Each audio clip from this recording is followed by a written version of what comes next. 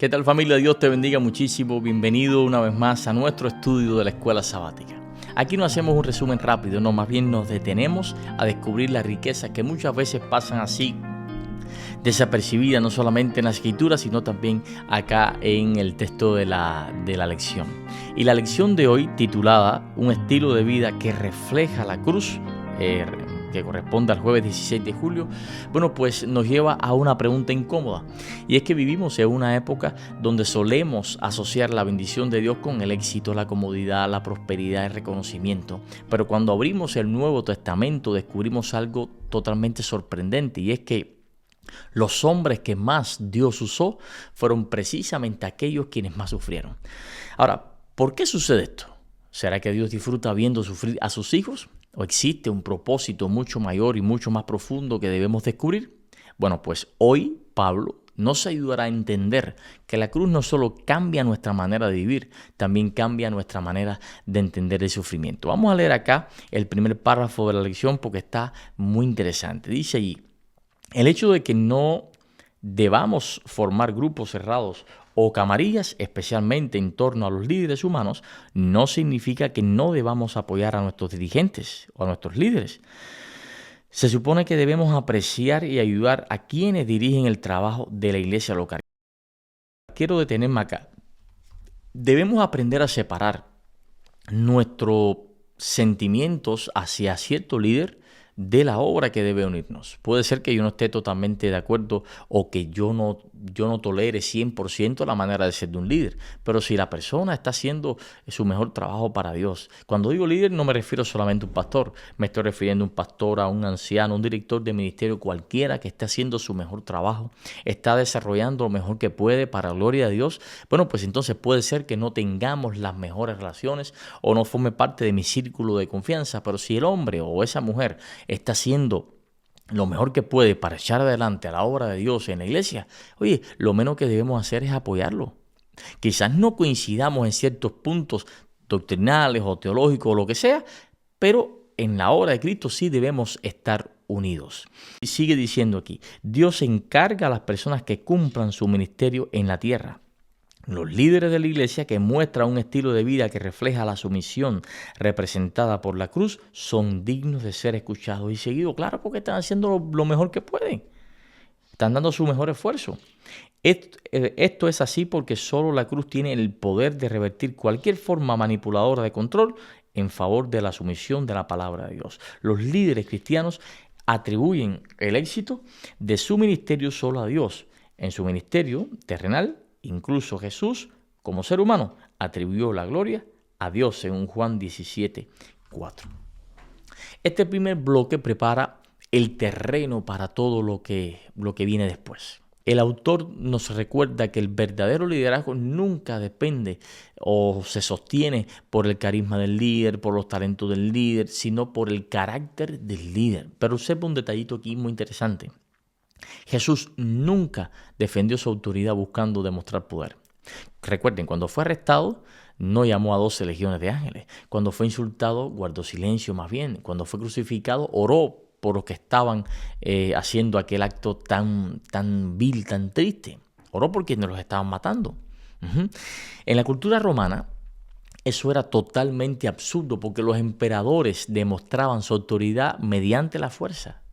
Pero Cristo demostró su autoridad y demostró su poder precisamente no mediante la fuerza, sino mediante el sacrificio. Por eso el cristianismo revolucionó totalmente el concepto mismo del liderazgo.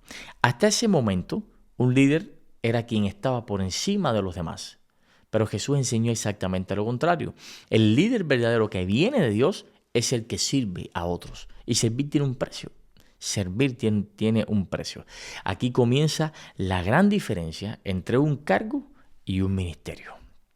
Un cargo puede llevar a ciertos privilegios, pero el ministerio casi siempre exige renuncias.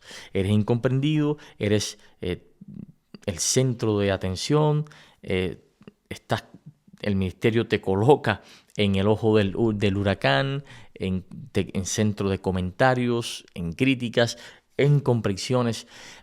pero eso forma parte del llamado al ministerio. Y cuando viene Dios, el ministerio, cuando viene de Dios el llamado a ese ministerio, sí, se sufre, se pasan momentos tristes, pero al mismo tiempo se disfruta en su generalidad porque se está haciendo lo que Dios quiere. Y ahora Pablo aquí introduce un concepto extraordinario y es precisamente la teología de la cruz. Vamos a seguir leyendo. Según Pablo, el ministerio cristiano fiel debe basarse en lo que podemos llamar una teología de la cruz. La cruz es la revelación de la sabiduría de Dios y de su poder para salvar. Al mismo tiempo, también muestra la sabiduría humana como necedad. En 1 Corintios 4, 1 al 13, Pablo deja claro en qué consiste esa teología de la cruz. En primer lugar, indica que es Dios quien establece la norma de liderazgo, del liderazgo cristiano. En segundo lugar, señala el hecho de que el sufrimiento por causa de Cristo es el sello distintivo del verdadero ministerio cristiano. Este segundo punto merece ser desarrollado más a fondo. Pablo afirma que el sello del verdadero ministerio no es la ausencia de problemas, sino es la fidelidad en medio de los problemas. Y eso rompe completamente la mentalidad moderna. En una sociedad donde existen predicaciones, donde parecería que seguir a Cristo es una garantía de vida, un social security, sin vivir dificultades, esto es confrontativo.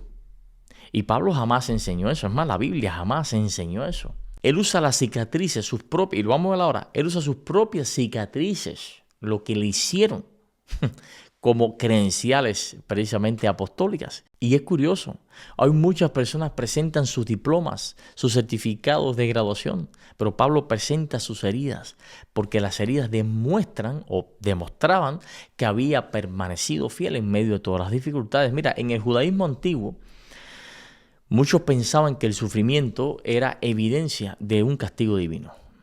Y lo vemos claramente en Job. Sus amigos estaban totalmente convencidos de que si sufría era porque había pecado.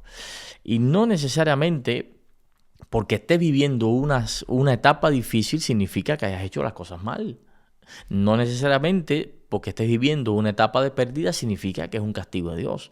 Pablo rompe totalmente esa idea. Hay sufrimientos que no son consecuencia del pecado, sino más bien consecuencia de la fidelidad.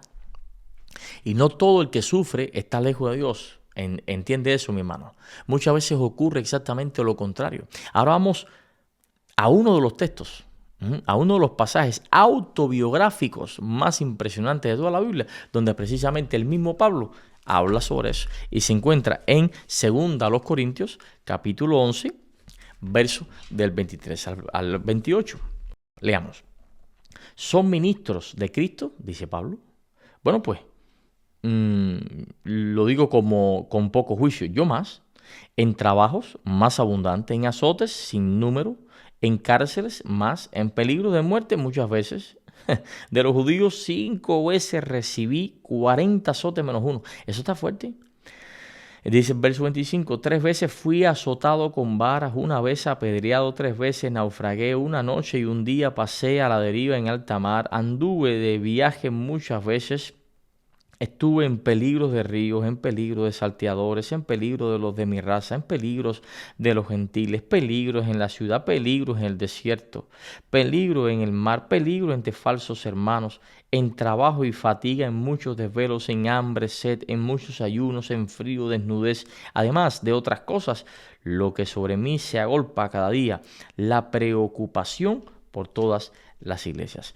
Esto es un perfil de Instagram tremendo. Tremendo. Esta lista impresiona.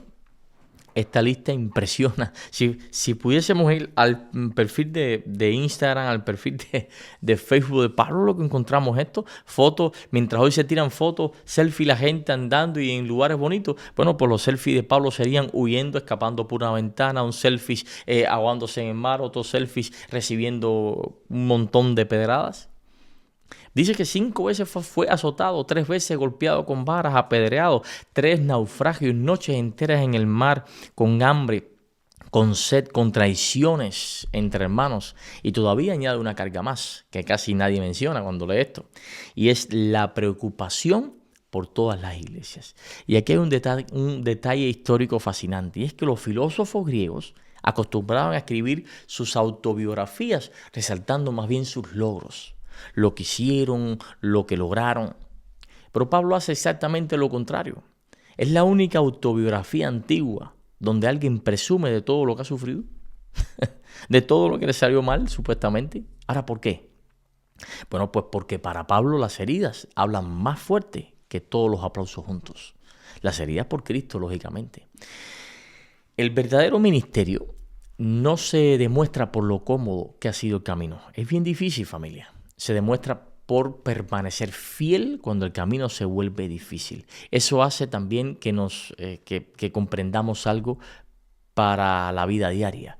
Y es que tal vez nadie nos azote por ser cristianos. Y este mensaje yo di un pequeño giro en el estudio de la lección de hoy para dedicársela a todos los líderes de las iglesias para que no se desanimen. Y escucha bien esto, líder. Tal vez no te estén azotando por ser cristiano, pero sí podemos perder amistades por lo que estás haciendo, por ser cristiano. Podemos recibir burlas, podemos ser malinterpretados por otros, incluso gente que uno aprecia.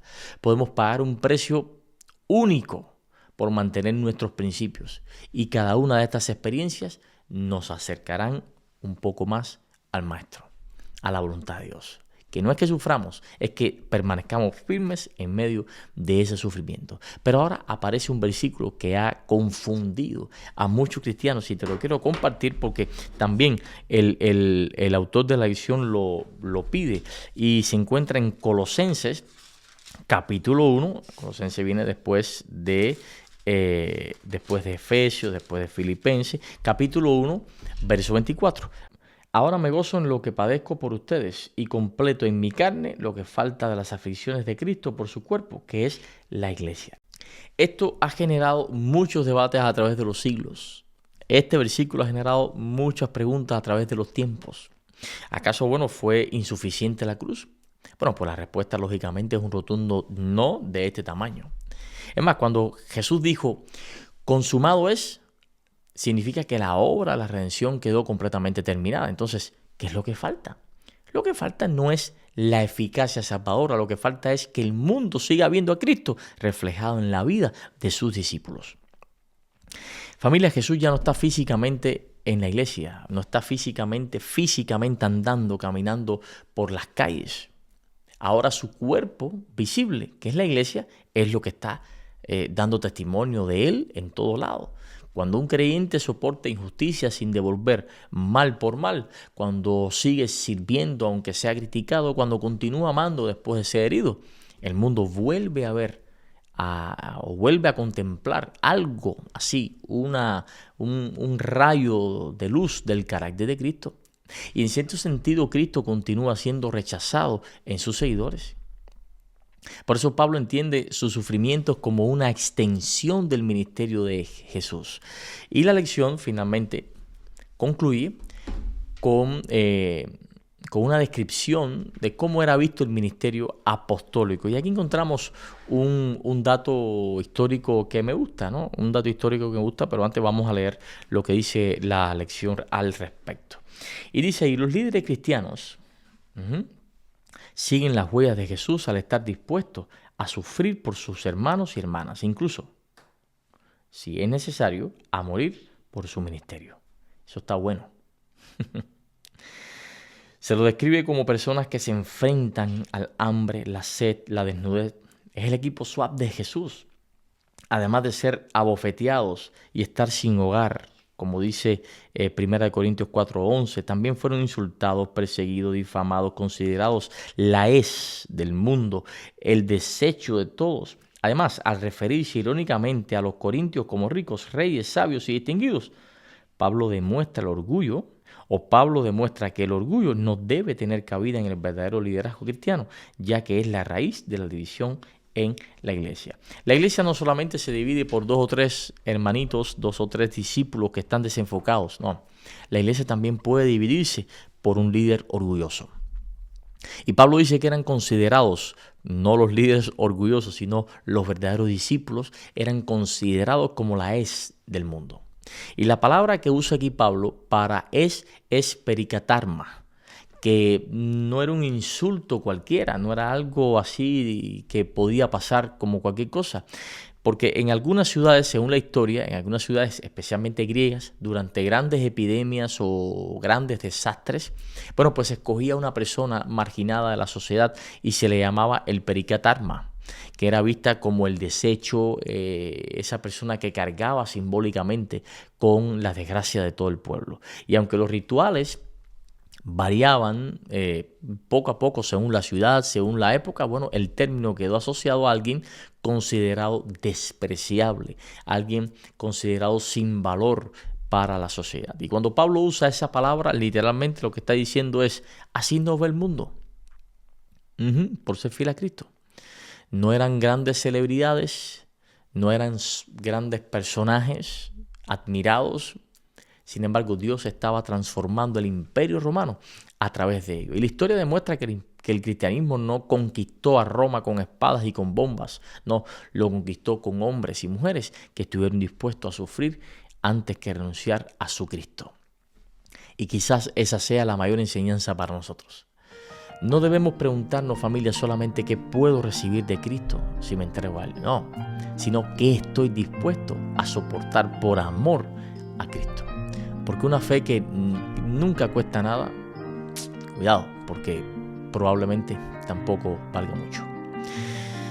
Hermanos míos, la cruz no solo nos enseña cómo ser salvos, también nos enseña cómo permanecer fieles. Y Pablo nunca buscó el sufrimiento, hay que tener bien claro eso, ¿no?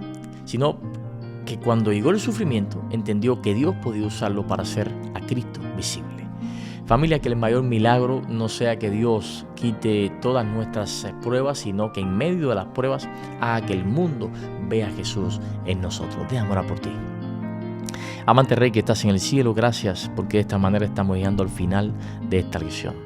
Te pedimos, Dios mío, que nos ayudes a permanecer fieles en medio de las tormentas. Unas veces tú calmas ser la tormenta y otras veces calma ser marinero, pero cualquiera que sea tu voluntad, una u otra, ayúdanos a nosotros a permanecer fiel. Puede ser que en medio de las dificultades que estén pasando los hermanos, la persona que me está mirando ahora mismo por el celular o por cualquier dispositivo, puede ser que las circunstancias, él vea que en medio de su dificultad no está cambiando nada a su alrededor, y puede ser, es posible, pero hazle entender que hay algo más importante que sí está cambiando, y es él por dentro, en la espera, en la súplica, en medio de ese rechazo que está sufriendo, en medio del ataque que está sufriendo, su permanencia en Cristo lo hace cambiar, y eso es lo más importante. Bendice este estudio y el día de hoy, por Jesús, amén y amén. Familia, que el Señor nos conceda esa clase de fidelidad. Que Dios te bendiga.